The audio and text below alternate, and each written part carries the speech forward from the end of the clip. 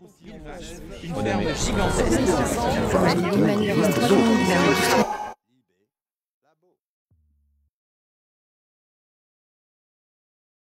Il y a une certaine manière d'entreprendre et de mener une entreprise, c'est de s'appuyer sur l'épanouissement des collaborateurs. Alors selon qu'on est timide, on va dire la santé au travail, si on est plus, plus conventionnel, on va parler de qualité de vie au travail, si on s'aventure, on va dire bien-être au travail, et si on est complètement fou anglo-saxon, on va dire bonheur au travail. Mais pour nous, ce qui est important, c'est de se dire que si on a envie que l'entrepreneuriat change la société d'une belle manière, eh bien, on peut chercher à préserver l'environnement, avoir un impact sur le monde par les produits les services que l'on crée, et parfois on oublie les hommes à l'intérieur de la structure. Il y a toute une nouvelle forme d'entrepreneurs qui émerge. Et ça, moi, je pense que c'est quand même un des traits d'aujourd'hui. C'est quand même qu'on a une logique entrepreneuriale. Enfin, moi, je me souviens, il y a quelques années, je ne dirais pas combien, quand j'étais à l'école, on ne parlait pas tellement entrepreneuriat. Aujourd'hui, il n'y a plus une école dans laquelle on ne parle pas entrepreneuriat. Et ça, je pense que ça a quand même assez fondamentalement changé. On a commencé, en fait, et on a réussi à se développer grâce au subprime. Bon, oui, ce mérite-là, au moins pour nous.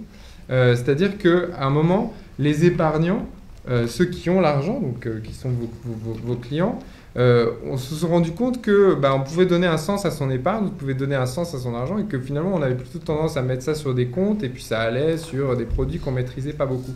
Et donc ce qui est assez amusant, c'est que depuis 2008, on sent que l'épargnant et les individus se disent je vais essayer de donner un peu un sens à mon argent. Et donc ils sont demandeurs de ces produits-là. Donc on est parti d'une vraie demande en fait du citoyen pour faire grandir ces poches solidaires.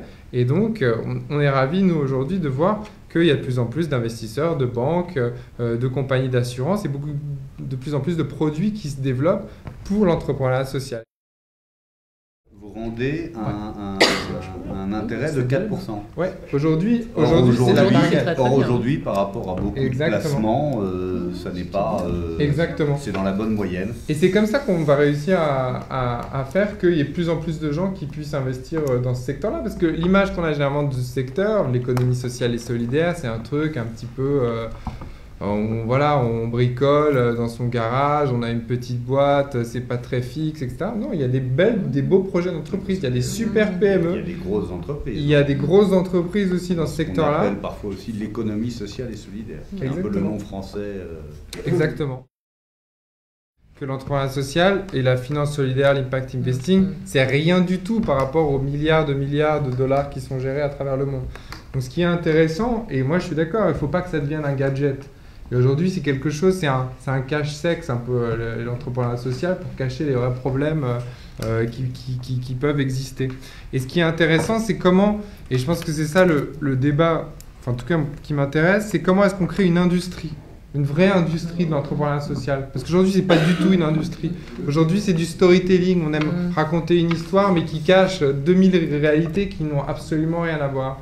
Et je trouve qu'en ça, effectivement, le politique... il est un peu coupable aussi parce qu'il adore parler d'entrepreneuriat social, il adore s'entourer d'entrepreneurs sociaux, de raconter tout ça, etc. Mais qu'est-ce qu'il fait finalement pour construire cette industrie-là? Paris doit être la capitale du numérique, la France doit être une capitale des nouvelles technologies. Donc il y a plein de choses qui existent, il y a des crédits d'impôt qui existent, il y a des incubateurs publics, semi-publics qui existent, il y a des fonds qui sont abondés avec des clauses de garantie absolument dingues.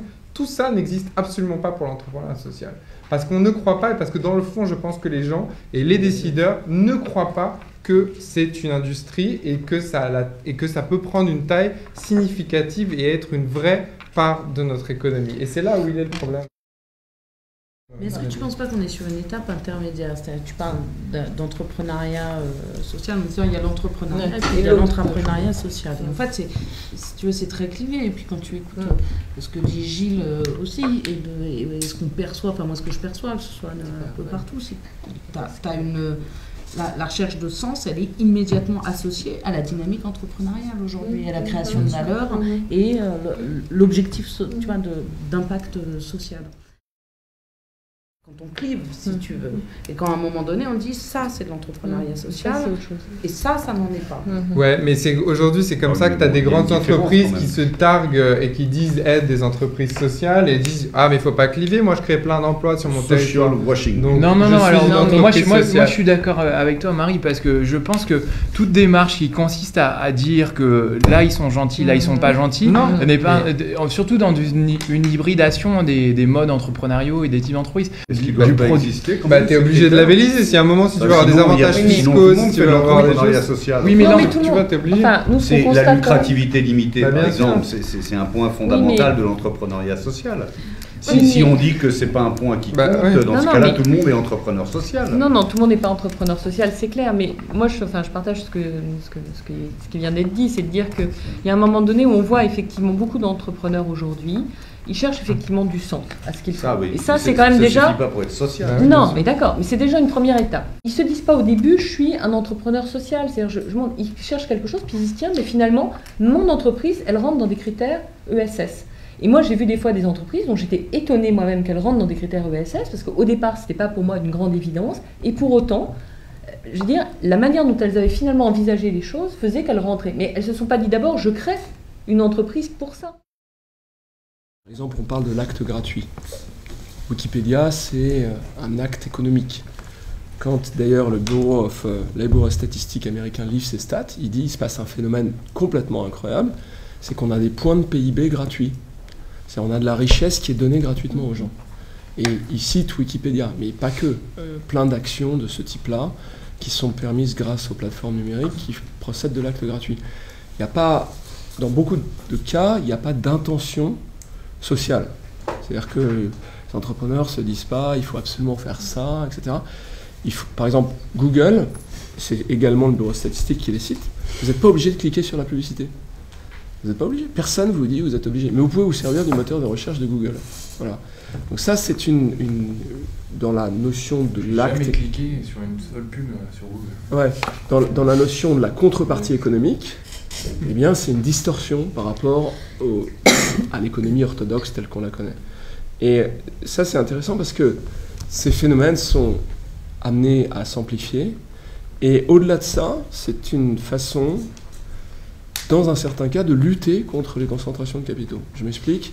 C'est-à-dire qu'il y a un certain nombre d'acteurs qui disent bah voilà, on va arrêter de faire des cycles économiques longs où les trucs se baladent partout sur Terre, on va faire des Fab Labs. Il y en a d'autres qui font Wikipédia, il y en a d'autres qui font d'autres trucs, etc., etc.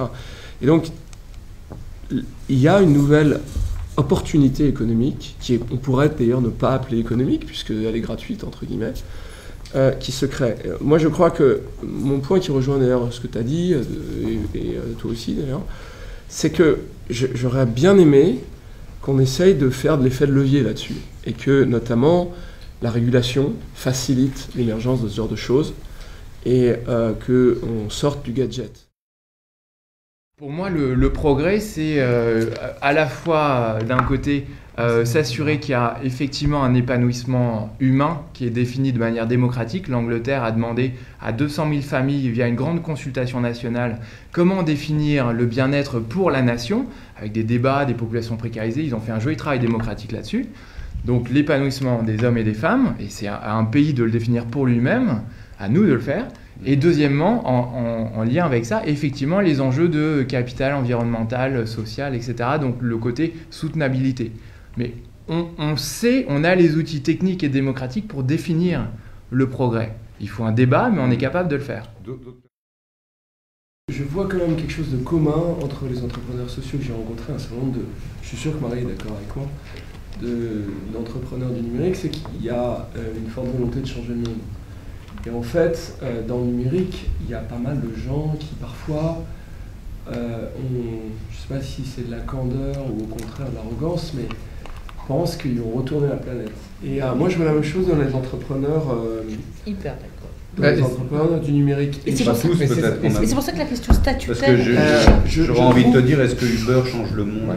Mais ouais, non, mais pas forcément, mais c'est pas tellement ça que je veux dire. Mais moi, je fais quand même une distinction entre les entrepreneurs du numérique que j'admire profondément parce que je ne comprends rien de ce qu'ils font et que je trouve extraordinaire ce qu'ils font, Mais ce que je trouve, la différence qu'il y a, et là je la fais clairement entre un entrepreneur social et un entrepreneur du numérique, c'est que l'entrepreneur social, il va, et nous on en a des entrepreneurs sociaux qui sont dans le numérique, il va se dire à quoi ma technologie elle va servir pour changer le monde et résoudre des problèmes de société sociaux, en quoi ça va être utile.